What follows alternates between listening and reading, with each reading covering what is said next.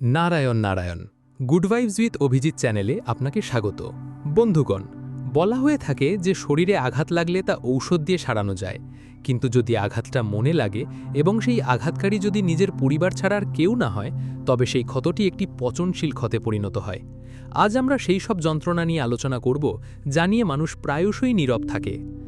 অভ্যন্তরীণ রাজনীতি, প্রিয়জনদের মধ্যে পক্ষপাতিত্ব এবং ইচ্ছাকৃত যন্ত্রণা। আমাদের পূর্বপুরুষেরা বলতেন যে পরিবারের বিশ্বাসঘাতক লঙ্কাকে ধ্বংস করে, কিন্তু যখন গোটা লঙ্কা আপনার পিছনে লেগেছে, তখন রামকে খুঁজে পেতে আপনি বিভীষণের কাছে কোথায় যাবেন?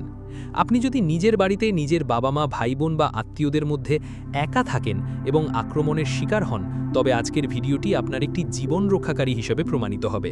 আজ আমরা আধুনিক মনোবিজ্ঞান নয়, বরং শ্রীরামকৃষ্ণ পরমহংস এবং আমাদের প্রাচীন ঋষিদের জ্ঞান প্রকাশ করব, যা আপনাকে এই গ্রহযুদ্ধে শান্ত থাকতে শেখাবে। শেষ পর্যন্ত সাথে থাকুন, কারণ আজ আপনি এমন একটি অস্ত্রের সন্ধান পাবেন যা সাপকে হত্যা করবে এবং লাঠিকে অক্ষত রাখবে। দেখুন, মহাভারত শুধু কুরুক্ষেত্রেই সংগঠিত হয়নি। মহাভারত এখনও প্রতিটি ঘরে ঘরে চলছে। কখন সবচেয়ে বেশি কষ্ট হয়? যখন আপনি দেখেন আপনার বাবা মা বা বয়োজ্যেষ্ঠরা কোনো একটি সন্তানকে বেশি প্রাধান্য দিচ্ছেন।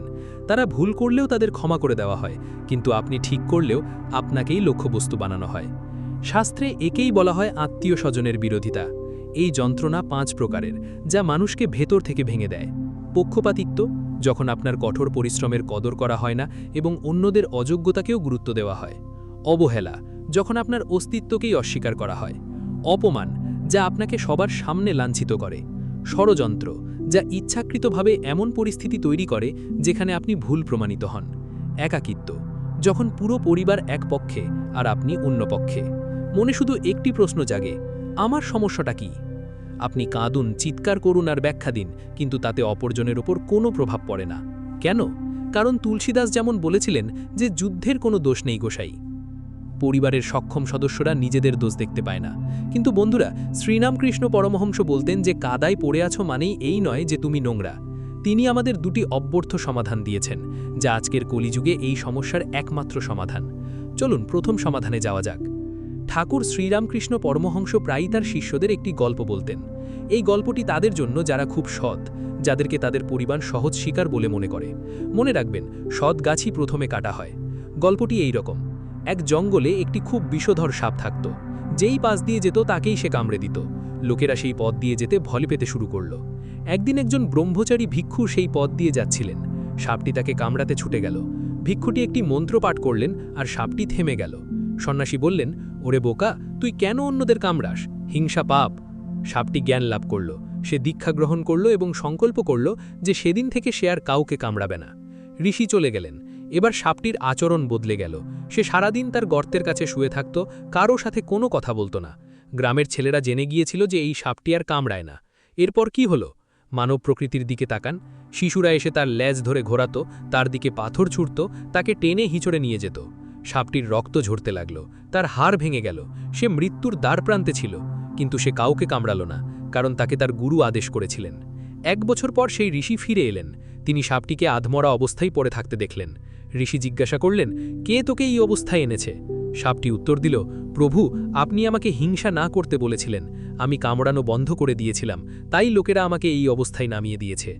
ঋষি হেসে বললেন, ওরে বোকা, আমি তোকে কামড়াতে বারণ করেছিলাম, কিন্তু তুই যদি হিসিস করতে চাইতিস, আমি তো তা বারণ করিনি।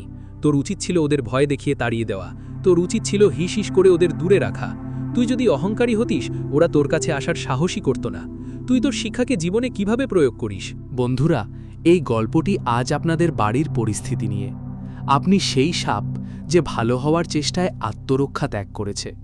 যদি বাড়ির লোকেরা আপনাকে লক্ষ্যবস্তু বানায়, বিদ্রূপ করে আর আপনি নীরবে কাঁদেন, তবে আপনি ভুল করছেন। শ্রী রামকৃষ্ণ বলেন, ক্রোধ পুষে রেখো না, প্রতিশোধের আকাঙ্ক্ষাও পোষণ করো না। অর্থাৎ কামড় দিও না, বরং হিসহিস করে প্রতিবাদ জানাও। হিসহিস করার অর্থ কি? এর অর্থ হল নিজের সীমা নির্ধারণ করা। যদি কেউ আপনার বিরুদ্ধে মিথ্যা অভিযোগ করে, তবে তার চোখের দিকে সরাসরি তাকিয়ে বলুন, এটা অন্যায়, আমি এটা মানব না। কাঁদবেন না, অনুনয় করবেন না, শুধু নিজের অবস্থানে অটল থাকুন। আপনার স্বরে সাপের হিসহিস শব্দের মতো ভার আনুন। তাদের বুঝিয়ে দিন যে আপনি অসহায় নন, আপনি সব কিছু বোঝেন। যেদিন আপনি সঠিক সময়ে ও সঠিক শব্দে হিসহিস করা শুরু করবেন, সেদিন লোকেরা আপনার দিকে পাথর ছুঁড়তে বন্ধ করে দেবে। ভদ্রতা মানে কাপুরুষতা নয়, ধর্ম আত্মরক্ষা শেখায়, আত্মসম্মান না হারানো। কিন্তু এখানে একটি সমস্যা আছে, কখনো কখনো হিসহিস করেও কাজ হয় না। কখনো কখনো পরিস্থিতি এমন হয় যে আমরা মুখ খুলতে পারি না। আমরা তাদের উপর আর্থিকভাবে নির্ভরশীল, অথবা তারা আমাদের বাবা মা যাদের আমরা অপমান করতে পারি না। তখন কি হবে? যখন আপনাকে এমন একটি ছাদের নিচে থাকতে বাধ্য করা হয় যেখানে আপনি প্রতিদিন অপমানের শিকার হন, তখন আসে শ্রী রামকৃষ্ণের তৃতীয় ব্রহ্মাস্ত্র। এটি একটি মনস্তাত্ত্বিক পদ্ধতি যা আপনাকে বাড়ির কোলাহলের মধ্যেও হিমালয়ের মতো শান্তি দিতে পারে। আমরা এই সমাধানটি নিয়ে একটু পরেই আলোচনা করব। এই গোপন রহস্যটি একজন গৃহকর্মীর জীবনের সাথে সম্পর্কিত। এর আগে যদি আপনার মনে হয় যে এই কথাগুলো আপনার হৃদয়ে ছুঁয়ে যাচ্ছে আর আপনি ধর্মীয় মাধ্যম থেকে আপনার সমস্যার সমাধান খুঁজে পাচ্ছেন, তাহলে এখনই এই চ্যানেলটি সাবস্ক্রাইব করুন। আমরা এখানে শুধু কথা বলি না, আমরা শাস্ত্র থেকে সেই সত্য তুলে ধরি যা জীবনকে বদলে দিতে পারে। আর হ্যাঁ, দয়া করে কমেন্টে হরি ওম লিখুন, যাতে আমি বুঝতে পারি যে আপনি আমার সাথে যুক্ত আছেন। এবার এমন একটি পরিস্থিতি নিয়ে কথা বলা যাক যখন আপনি আপনার বাড়ি ছেড়ে যেতে পারেন না। শ্রী রামকৃষ্ণ পরমহংস একটি সুন্দর উদাহরণ দিতেন, একজন ধনী ব্যক্তির বাড়িতে কর্ম করা একজন পরিচারিকার। মনোযোগ দিয়ে শুনুন, এটি আপনার জীবনের সবচেয়ে বড় লাইফ হ্যাক হতে পারে। ঠাকুর বলতেন, একজন ধনী ব্যক্তির বাড়িতে কাজ করা পরিচারিকা কি করে? সে বাড়ির সমস্ত কাজ করে। সে মনিবের সন্তানদের স্নান করায় ও খাওয়ায়। সে তাদের ভালোবাসেও। সে লোকেদের বলে, এই আমার রাম, এই আমার গোপাল, এই আমার বাড়ি। কিন্তু মনের গভীরে সে নিশ্চিতভাবে জানে যে এই বাড়ি তার নয় এবং এই সন্তানরাও তার নয়। তার আসল বাড়ি এক দূরের গ্রামে, যেখানে তার নিজের সন্তান আছে। সে এখানে কেবল তার কর্তব্য পালন করছে। একেই বলা হয় অনাসক্ত যোগ। বাড়িতে থাকাকালীন আপনাকেও এই একই দাসসুলভ মনোভাব গ্রহণ করতে হবে। এর মানে এই নয় যে আপনি একজন ভৃত্য হয়ে যাবেন। এর মানে হলো আপনার মানসিকতা পরিবর্তন করা। যখন পরিবারের সদস্যরা পক্ষপাতিত্ব দেখায়, তখন আপনার মনকে বোঝান, আমি এই বাড়িতে ঈশ্বরের পাঠানো একজন কর্মচারী। আমার কাজ হলো তাদের সেবা করা, আমার কর্তব্য পালন করা। তারা আমার প্রকৃত আত্মীয় নয়। আমার প্রকৃত আত্মীয় হলেন ঈশ্বর। আমার প্রকৃত বাড়ি হলো আমার অন্তরে বিরাজমান শান্তি। যেমন পদ্মপাতা জলে বেঁচে থাকে, কিন্তু জল তাকে স্পর্শ করতে পারে না। পদ্মপাতার ওপর জল। একইভাবে আপনি এই জগতে বাড়িতে বাস করতে পারেন, কিন্তু বাড়ির মন্দ বিষয়গুলোকে আঁকড়ে ধরবেন না। যখন আপনি মনে মনে মেনে নেবেন যে তাদের আচরণ, তাদের স্বভাব, এর সাথে আমার কোনো সম্পর্ক নেই, তখন দুঃখের অবসান ঘটে। একটি পুরনো প্রবাদ আছে, একটি হাতি বাজারে গেলে হাজার হাজার কুকুর ঘেউ ঘেউ করে। হাতিটি কুকুরদের সাথে লড়াই করা থামায় না, সে তার আনন্দ উপভোগ করতে থাকে। পরিবারের সদস্যরা যদি আপনার সমালোচনা করে, তবে তাকে সত্যি নয় বরং কোলাহল বলে মনে করুন। আপনার কর্তব্য পালন করা উচিত। তাদের জন্য আপনি যা করতে চান তাই করুন, কিন্তু তাদের কাছ থেকে ভালোবাসা বা সম্মানের প্রত্যাশা পুরোপুরি ত্যাগ করুন। দুঃখ আচরণের কারণে হয় না, দুঃখ হয় ভেঙে যাওয়া আশার কারণে। আশা ছেড়ে দিন, তাহলে দুঃখ দূর হয়ে যাবে। এখন আপনি বলবেন, গুরুজি, এটা বলা তো সহজ, কিন্তু যখন নিজের ভাই বা বাবার মতো কেউ আপনাকে কষ্ট দেয়, তখন তা অসহ্য হয়ে ওঠে। আমাদের প্রাচীন ঋষি মহর্ষি পতঞ্জলি যোগসূত্রে এর একটি অত্যন্ত বৈজ্ঞানিক সমাধান দিয়েছেন। একেই বলা হয় অবহেলা। পতঞ্জলি বলেন যে মন হলো হৃদয়ের মন। শান্তি লাভের জন্য 4 ধরনের মানুষের সাথে 4 ভাবে আচরণ করুন। সুখী মানুষের সাথে বন্ধুত্বপূর্ণ সম্পর্ক রাখুন।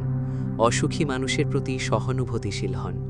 সৎকর্মশীলদের দেখে আনন্দিত হন এবং যারা দুষ্ট বা আপনাকে কষ্ট দেয় তাদের প্রতি উদাসীন থাকুন, উপেক্ষা করুন। যেমন আপনি রাস্তায় পড়ে থাকা একটি পাথরের ওপর রাগ না করে পাশ কাটিয়ে চলে যান, তেমনি বাড়ির লোকদের একটি বাধা হিসেবে বিবেচনা করে দূরে সরে যান। আপনার মনে তাদের কোনো স্থান দেবেন না।